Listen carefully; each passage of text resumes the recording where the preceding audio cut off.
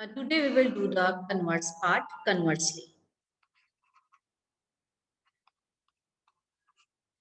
Converse में last time we have done let A be a connected set and we have proved that it is an interval, and now we will take A as an interval and we shall prove that A is a connected set, right? Let A be an interval. Let A be an interval. To prove A is connected. जब भी question connected का आता है कहां से start करते हैं? Let if possible A B are disconnected set. Let if possible A B disconnected. ठीक है जी. therefore A is a union of two non-empty sets which are open as well as closed. So according to the need, whatever definition we are required in the theorem, we will do accordingly. Otherwise, whenever there is a definition of disconnected, what you say, then A can be expressed as the union of two non-empty separated sets, right? And we have already proved that the statements are equivalent to each other. So therefore, here what we will say, then A is the union of. Now we will give, I'm giving the expression. A is equal to union of two non-empty set. Not equal to 5, F not equal to 5. ठीक है जी. Disjoint है. Disjoint where E and F are open as well as closed. Open as well as closed sets in A. इस तरह से हमने अब बना दिया. ठीक है. अब देखो, लेकिन हाइपोथेसिस क्या है? The hypothesis is A is an interval. To prove है A कनेक्टेड. मान लिया A डिस्कनेक्टेड है, तो जो गिवन है ना उसका कॉन्ट्राडिक्शन आएगा. अल्टीमेटली आप प्रूव कर दोगे A इंटरवल नहीं है. यहाँ पे हमारी कॉन्ट्राडिक्शन आ जाएगी. ठीक है. सो अब देखो, ये खाली नहीं है. अगर ये खाली नहीं है तो कोई ना कोई एलिमेंट होगा. It implies there exist some A belongs to E and B belongs to F. ठीक है जी. and A is not equal to B, so A does not belongs to F. देखो, A E में है और B F में है, और A और B आपस में इक्वल नहीं क्योंकि उनकी इंटरसेक्शन वैसे भी खाली है, तो A F में नहीं. ठीक है. सो अब A और B के बारे में, अब A और B दो नंबर्स हैं बेटा. Without loss of generality we can easily take A is less than B. So WLOG होता है without loss of generality. A is less than B. ठीक है जी. Let A is less than B. Now consider a set. एक set consider करेंगे, a set H. Now the set is taken the closed interval AB intersection F. The closed interval AB and intersection F. अब आप देखो कि A जो था, यहाँ पे मान लो A एक set है, एक इंटरवल हम लेके चले हैं. It may be open, closed, whatever it is. ठीक है. Then you want to prove that A is connected. This is A. Then A is a union of two non-empty sets. ना A यहाँ पे, अब इसको मैंने दो पार्ट्स में डिवाइड कर दिया. सपोज करो this is my A and this is the F. और A कहाँ पे आ रहा है? A जो है स्मॉल A, वो किस में आ रहा है? A में आ रहा है. और B किस में आ रहा है बच्चे? यहाँ पे आ रहा है. ठीक है. अब ये अपने आप में एक इंटरवल बन गया. इसकी इंटरसेक्शन किसके साथ की? F के साथ.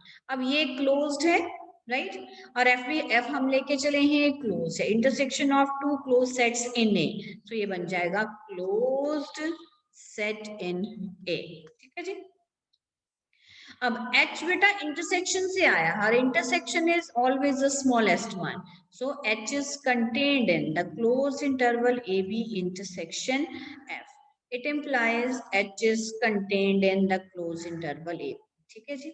इट इम्प्लाइज, और जो भी सेट किसी इंटरवल में आ जाता है क्लोज इंटरवल में, वो बाउंडेड हो जाता है. तो H क्या हो गया? Bounded set. H is a bounded set, right? It implies the GLB of H exists and is a member of H. So अगर देखो, अब H is closed set in A, H closed भी हो गया, इसका मतलब लिमिट पॉइंट्स उसके अंदर आ गए सारे, और H क्या हो गया? बाउंडेड हो गया. जो सेट बाउंडेड है बेटा It means उसका LUB भी exist करेगा, उसका GLB भी. So we have written GLB of H will exist as it is a closed set. So GLB is a member of H. ठीक है. Otherwise GLB and LUB, greatest lower bound and least upper bound, they may or may not belongs to the set. छोटा सा example इसका बताती हूँ कैसे. जैसे मान लो एक सेट 1 by n, ठीक है. एलिमेंट्स क्या है इसके? 1, 1 by 2, 1 by 3, so on up to infinity, right.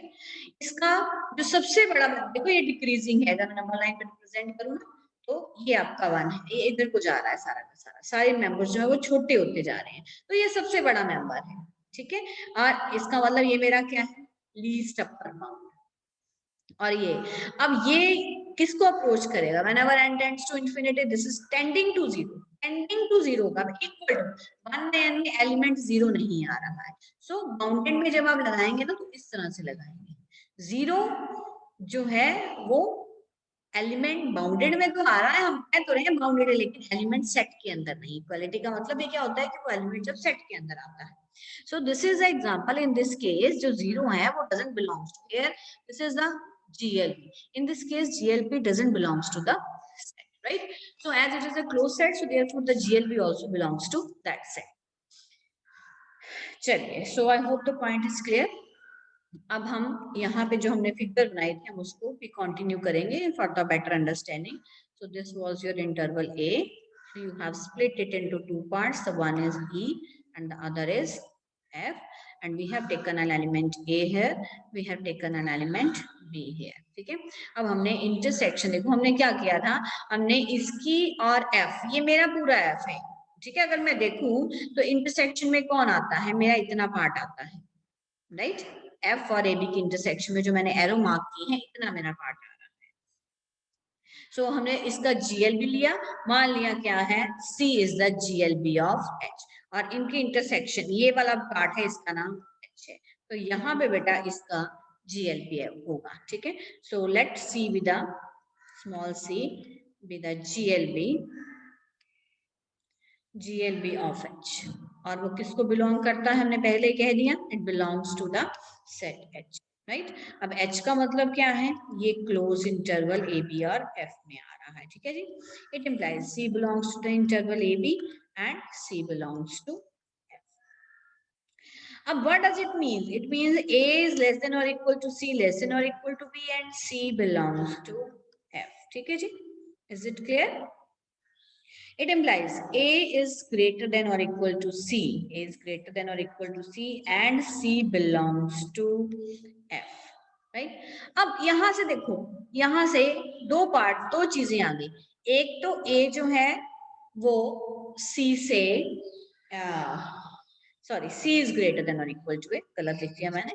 C is greater than or equal to A and C belongs to. What does it mean? C देखो या तो A से बड़ा है या A के बराबर है. मान लो अगर C A के बराबर हो जाता है और C कहां से आ रहा है? C आ रहा है F में से, तो बेटा इसका मतलब A भी कहां से आ जाएगा?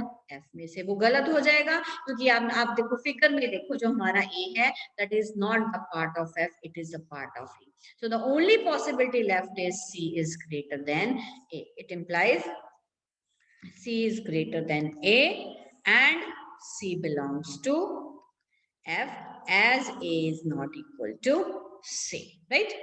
So यहाँ से result आपके पास ये आ गया.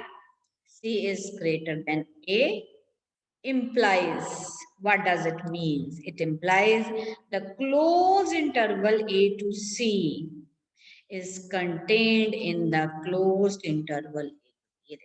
ये जो इंटरवल था ये मेरा C था, तो close interval A to C is contained in the closed interval A to B. Now we will consider the new set. Consider a set G. अब एक नया सेट बनाया. The closed interval A to C intersection. तो जरा mark करके देखेंगे ये set कैसे बनेगा. This was the whole interval. This was divided, this is E and this was F. Here was the point A, here was some of the point B. So this part was the intersection. इसका नाम क्या था? H था, ये part. ठीक है. और यहाँ पे आपका था C. This is the C.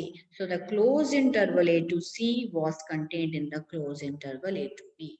Now what we have taken A and C intersection E. अब this is the whole E. ये पूरा E है, ठीक है. इसकी इंटरसेक्शन किसके साथ की हमने? E के साथ. तो बेटा ये वाला पार्ट ही आया ना आपके पास, इसका नाम उन्होंने क्या रख दिया? G. राइट. सो अब E भी क्या है बेटा? E is closed है. This is also closed. Therefore this is a closed set. ठीक है. सिमिलरली बिल्कुल एग्जैक्टली जैसे वहां किया था, G is contained in the closed interval A to C. G is contained in the closed interval A to C. Tania, switch off the video बेटा. G is contained in the closed interval A to C. So therefore G is bounded set. ठीक है जी. This is closed in. So this is closed in G. G bounded भी हो गया, G closed भी हो गया.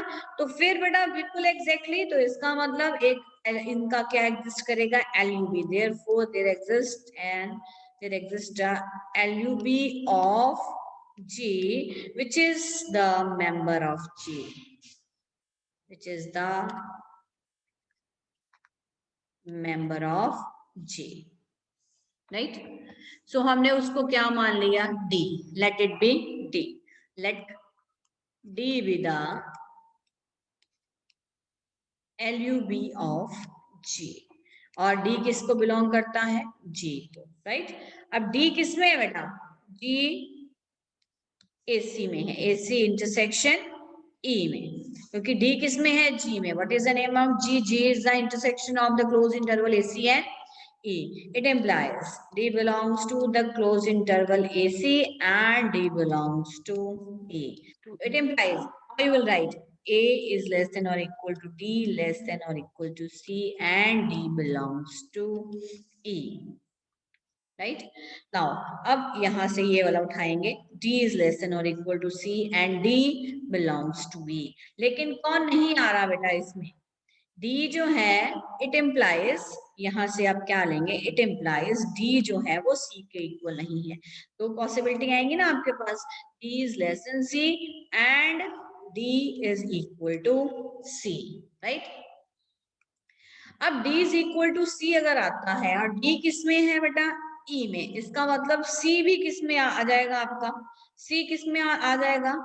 E में. लेकिन C जो है बेटा, C was not the part of E. C is the part of F. क्योंकि F के अंदर जो एक हमने इंटरसेक्शन की है उसका पार्ट आ रहा था. So therefore you have D is less than C. It implies the closed interval D to C is contained in the closed interval A to C. नीचे उन्होंने एक्सप्लेनेशन दे अकॉर्ड दी हुई है, मैंने अपने तरफ से एक्सप्लेनेशन दे दी. वो कह रहे हैं मान लो अगर D C के बराबर है, ठीक है, तो D E में भी आ गया और D किस में आ गया? F में आ गया. इंटरसेक्शन F क्या है? खाली. ठीक है, तो D क्या हो जाएगा? 5, which is absurd. सो अब क्योंकि ये सारा हम क्यों कर रहे हैं? हमने एक इंटरवल का पॉइंट यहाँ पे क्रिएट करना है. Now let X be a real number such that, देखो बेटा उस सेट का GLB हमारे पास आया था C, राइट, और एक सेट का हमारे पास आया था, ये बाउंड्स हैं. हमने एक रियल नंबर ले लिया. अब देखो ना, सपोज करो मैंने C मान लो 2.9 ले लिया, ठीक है, और D मेरा इससे पहले आता है, छोटा है उससे, तो D मान लो मैंने 2.5 ले लिया. तो कोई ना कोई रियल नंबर बेटा डेफिनेटली 2.5 और 2.9 के बीच में एग्जिस्ट करेगा. तो मान लो हमने वो 2.7 ले लिया. उसी तरह हमने कह दिया X भी real number so that it is lying between D and C. Now C कौन था? GLB. किसका? H का. ठीक है, और X जो है वो C से छोटा है. It implies X doesn't belongs to H. बेटा जब हमने C को कह दिया कि C is the greatest lower bound, C is the सारे लोअर बाउंड्स में से सबसे बड़ा है, ठीक है, और x जो है वो C से छोटा है, तो इसका मतलब x जो है उस प्रॉपर्टी को सेटिस्फाई नहीं करता। इसका मतलब x जो है वो H में नहीं आएगा। अगर H में नहीं आएगा तो इसका मतलब इंटरसेक्शन में नहीं आएगा। इट इम्प्लाइज या इसमें नहीं होगा या F में नहीं होगा, ठीक है। बट X किस में है, अब देखिए पीछे भी X है इंटरवल D टू C में, क्लोज इंटरवल में है, और D टू C इंटरवल किस में है, A टू C में। A टू C किसके अंदर है, इंटरवल A टू B में। इसका मतलब X जो है वो किस में है, the closed interval A to B में। हमने कहा था या इसमें नहीं होगा या इसमें नहीं होगा, तो हमने प्रूव कर दिया X किस में बड़ा है, क्लोज्ड इंटरवल में। सो इट इम्प्लाइज X जो है वो F में नहीं है, X doesn't belongs to F। तो ये C की सारी कहानी थी। अब D की बात करेंगे। नाउ डी क्या था, लीस्ट अपर बाउंड, सारे अपर बाउंड्स में से सबसे छोटा, ठीक है, और डी क्या है, उससे कम है। इट इम्प्लाइज एक्स जो है वो जी में नहीं आएगा। इट इम्प्लाइज एक्स जो है वो एच सी और ई की इंटरसेक्शन में नहीं आएगा। मतलब या इसमें नहीं होगा या इसमें नहीं होगा, ठीक है जी। बट एक्स बिलोंग्स टू, पीछे से देखिए, open interval G to C, right? As x is lying between D to C, therefore x belongs to the open interval D to C, which is contained in A to C, right? It implies x belongs to the closed interval A to C. So the only possibility left is x doesn't belongs to A. So x E में भी नहीं है बेटा, x E में भी नहीं है, x F में भी नहीं है। इसका मतलब E यूनियन F की यूनियन में नहीं है, मतलब x A में नहीं है, ठीक है जी। अब C किस में है, C किस में है, C F में है। D किस में है, E में है। तो C और D E union F union में है। Is it clear? मतलब C और D A को बिलोंग करते हैं, ठीक है जी। सो अब ध्यान से देखो, so there exist D and C belongs to A and there exists an element X such that D less than X less than C, but X doesn't belongs to A. What does it mean? It implies A is not an interval. ये interval की तो property satisfy नहीं ना की, which is a contradiction to the given hypothesis that A is an interval. Hence our supposition is wrong. A is connected.